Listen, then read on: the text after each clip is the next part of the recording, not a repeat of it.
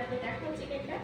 এই যে দেখো চিকেনটা ভালো করে ধুয়ে নিয়েছি। আর এদিকে সব, এদিকে আছে আদা রসুন লঙ্কা একটা পেস্ট, আছে বেসন, আর এদিকে আছে হলুদ, ঝাল লঙ্কা গুঁড়ো, লঙ্কা গুঁড়ো, আর এই ধনে গুঁড়ি আর জিরে গুঁড়ি, এটা সব মশলা। আর এখানে আছে ভিনেগার আর সয়া সস। এগুলো দিয়ে আমি ভালো করে ম্যারিনেট করে নেবো। তো চলো এখন আমি বানাটা চলো।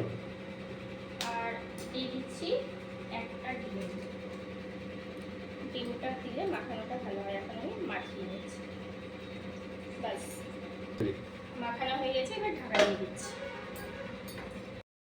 এবারে দেখো চিকেন পকোড়াগুলো ভেজে নিচ্ছি 20 মিনিট। আমি এটাতে সব মাখিয়ে রেখেছিলাম, ম্যারিনেট করে রেখেছিলাম। আর এই যে দেখো এখন ভাজা হয়ে গেছে চিকেন পকোড়া। তো চলো গরম গরম খাওয়া যাক চিকেন পকোড়া। তোমাদের কার কার ভালো লাগে এরকম গরম গরম চিকেন পকোড়া, অবশ্যই কমেন্ট করে জানাবে। তো চলো আজকের মতো টাটা। তো ফাইনালি চিকেন পকোড়া রেডি। চলো এবার খাওয়া যাক।